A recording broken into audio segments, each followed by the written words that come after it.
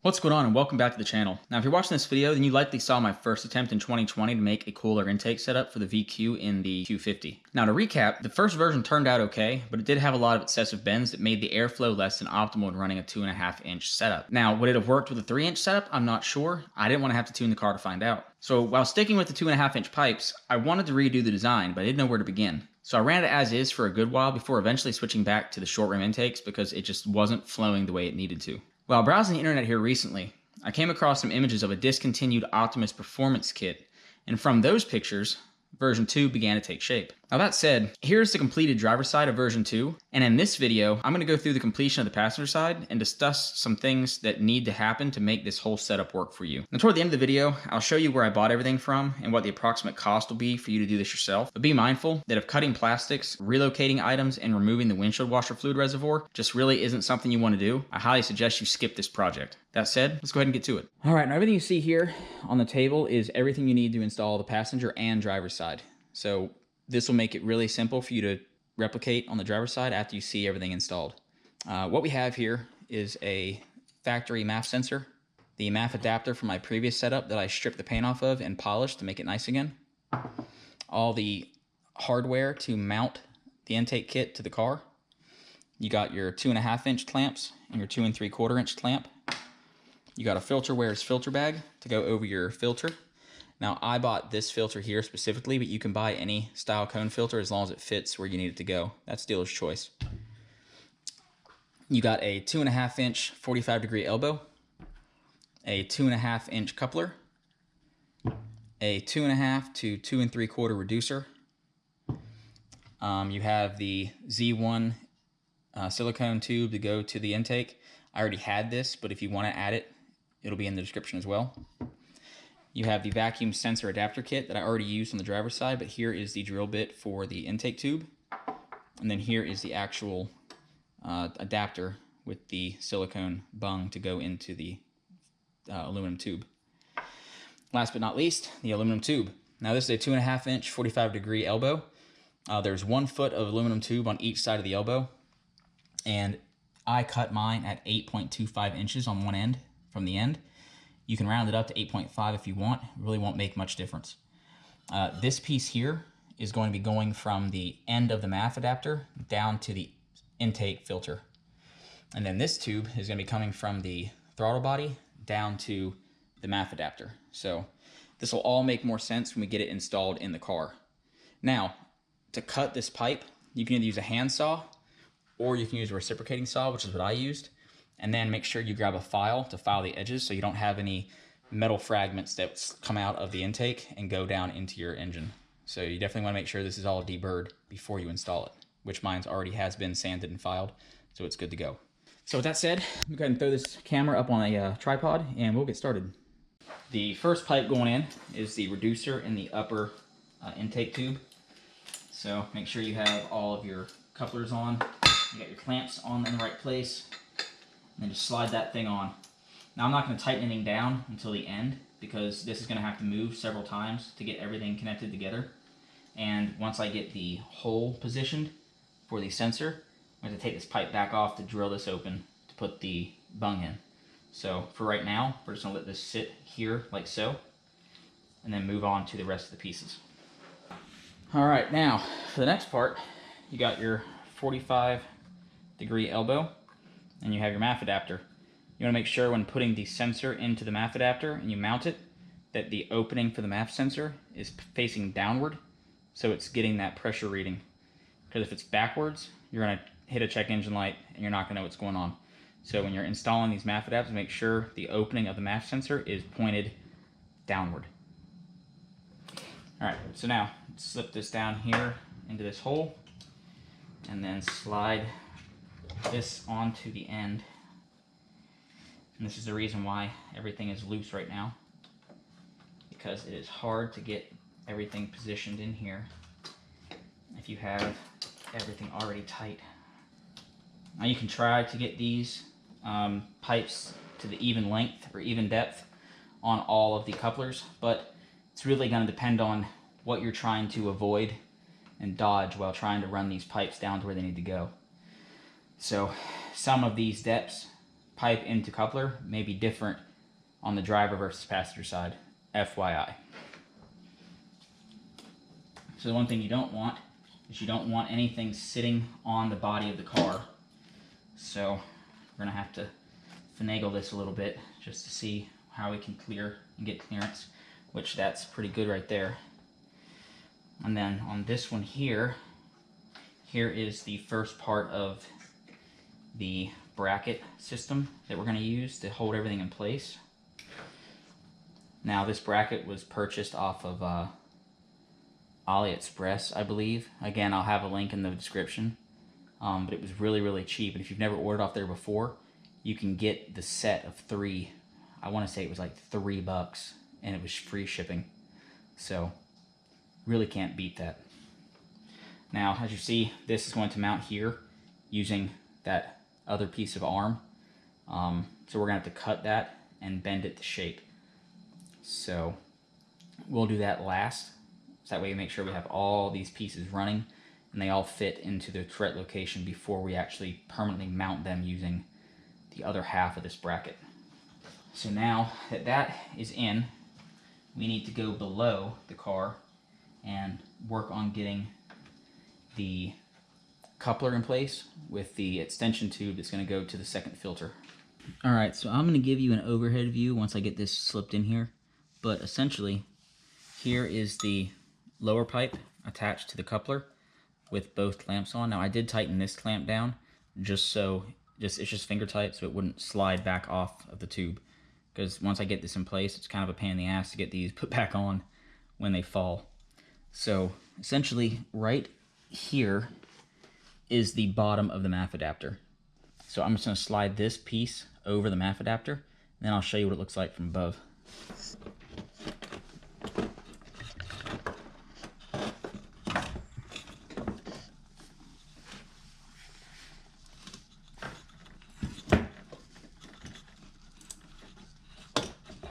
Alright, so here is the top going down, into the elbow, down to the Maf, into the coupler, and down into the pipe that runs down into the wheel well.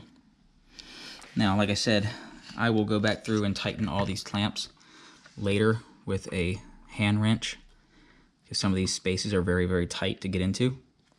But it will all work out at the end, because all of this will get pulled up and held in place by the bracketry once that's done. So it's all in the process. And then down here is what the pipe should look like when it's hanging, prepared and ready for the filter. Now, with this said, I did notice, and I said I would talk about this on the other side as well, but right up there, there is some plastic from the front rad support that is physically touching the pipe. Now you can't have that, so I'm going to get my Dremel and I'm going to notch this plastic out. It's not really needed, it's not structural. So I'm going to trim this corner out so this pipe doesn't have a thing to hit. So let me go ahead and get my Dremel and I'll notch that out real quick. And there you can see that now we have plenty of room. It has a lot of space to move and it won't hit or bang on anything. So that's what we were looking for. So now let me get the filter, mock up the filter in here, make sure that we're at the right height, and then we'll start buttoning and tightening everything down. Alright, now, because I couldn't find what I needed at the time, and I wanted to eventually think about upgrading to the 3-inch system, I did purchase 3-inch inlets on my intake filters. So what I have to do is run a silicone adapter that basically slips onto the pipe like this.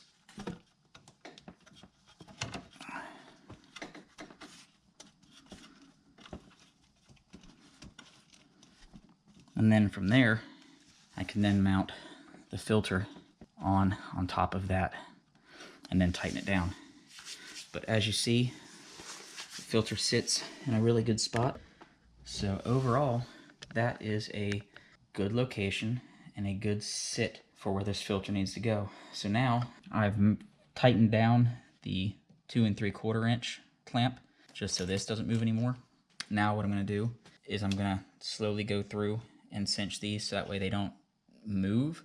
And then I'll put the silicone tube back in place and measure out where my hole needs to be drilled, and then take this piece out and then drill it. And then we'll go on from there.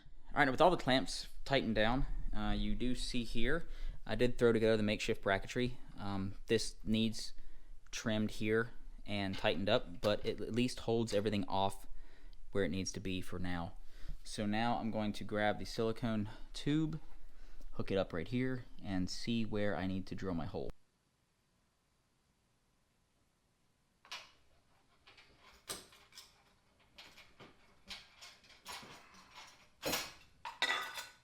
Alright, so while we're over here at the table, we're going to do two things, just for convenience purposes. First thing we're going to do is we're going to trim off the excess of this bracket that we don't need, now that we know where it needs to sit on the bolt head. And then I'll get the drill and we'll drill out this hole right there for the bung. So let me go ahead and get this cut, and they'll move into there. Alright, with the hole cut and everything sanded down, or filed down should I say, I used a micro file with a rounded edge. These can be bought at Harbor Freight as a pack. They're right here, so pretty cool. So with that filed down, everything's smooth. I already cleaned the inside of the pipe. Now I'm going to go ahead and insert this and then get the pipe put back in the car. Alright, so to save you time watching and me time recording, went ahead and installed everything off camera because you already saw me put it in once. No sense in doing it again. But from the top, everything is done. Everything is clearanced and tightened down. Nothing is going to bang or hit off of anything. The makeshift brackets are nice and tight and solid. The silicone tube coming out of the block and going into the intake, I had to cut a 1/2 inch off of it to get it to stop from binding down here at the bottom. But once that was done, that went in nice and easy and turned out really good. As I said previously, 2.5 inch intakes, they're not very practical if you're doing multiple curves and bends to get the filters up front. It just doesn't work out. Now, if you want to run 3 inch intakes on these cars, you can do 3 inch intakes in the same exact setup because there's plenty of clearancing and ability to do so. You may just have to cut the ends off of some of your clamps to make sure the studs don't run into anything. But clearance wise and routing wise, everything will fit in here the way it's supposed to. In regards to the driver's side, I did the same thing as I did the passenger. I cut all the plastic away all the way down to the rivets just to get rid of it, so I had plenty of space for the filter and the tube to come down. Now my filters are going to sit right here, so that way they can get direct air from the new ventilated fog housings that I put on the bumper that I posted in a previous video that I'll also show at the end of this one. Now again, if you want to run 3 inch intakes, you can bring it around to the front. If you're running 2.5, I recommend leaving the pod here. You'll still get air to it, and it won't have a series of bends. It'll only have the one bend to travel air through. Now, if you're going to do 3 inch intakes, you can do that, and you can route it to the front just like you want. The only difference or problem is you're going to have to decrease the length of this downpipe from 8.5, 8.25 down to like probably 6.5, 6.25-ish area, because this is as far down as this pipe will go, and right there is the bottom of that pipe. So if I could raise this 45 up another 2 inches, this entire arm and filter pod would clear all the coils on this cooler and not get in the way. So this was a 90 that I cut the straight end off of when I was practicing and toying with other types of installations. So this is a spare pipe. I just wanted to figure I'd mock it up and show you that it is possible to do a 3 inch setup with this and it run the way you want. And this same exact 45 and cut down 90 will also work on the driver's side. So it'll put your filters right there toward the center of the car, which would be ideal. So with all that said, I'm going to take that apart, put my filters back on where they go, give the car a crank and see if we have any codes, because I still have not tested this yet. We are going to see this in real time, you and I. So let's see what we got. All right, so apologies for not being able to start it with you on camera. Apparently, from sitting in the garage for the past 2 months with the battery disconnected, still died. So I had to jump it with a battery charger maintainer, and that took about 35-40 minutes. And quite frankly, I forgot to turn the camera on when I cranked it up. But as you hear, everything is running great. Sounds so good. Driver's side filter, passenger side filter, everything is installed. Everything is freaking wonderful. So let me throw the bumper back on, and then I'm gonna take this thing around the block, let it charge up, and then I'll come back and I'll give you my final thoughts. Test drive went really well. No engine lights or anything of that nature. So I got it all put back together again. Got the shroud put back on, and honestly, it is really clean. It looks really good. I am overly happy with it, especially given the fact that I can now hide those makeshift brackets that I threw in there. So, as I was saying, having the filters down in the corner, I will get some airflow through these ventilated fog housings up around the fog lights to get back in those corners, so that should work out pretty well. I think eventually I'll attempt putting the filters in the front bumper, since it won't take me much to do, given that I have all these extra parts just laying around. I'll see how it goes and give y'all an update on Instagram once it's done, so be on the lookout for that. So to finish off this video, I have a series of shopping carts here, first one of which is from siliconeintakes.com. On it, I have the clamps, the silicone couplers, the aluminum piping, and their brand of filters, which totals around $189 before shipping. And the next cart is from Amazon, and you can pick up the FilterWare's filter covers and the Maf sensor adapters, plus the vacuum sensor adapter kit for around $97. This last cart is actually from AliExpress and is the more expensive of the cart, coming around at $203. In this cart, I have the aluminum pipe, a different set of filters, all the silicone couplers, all the needed clamps, the bracket components I use to mount my kit, and the Maf adapters. If you choose to actually take it to a shop and have the adapters welded onto the pipe, you can do that as well, because I also listed those options in the cart here. Now you could also fab up your own brackets and save a couple dollars on that. But again, a lot of this is going to be dealer's choice in what you want to do and where you want to buy your parts from.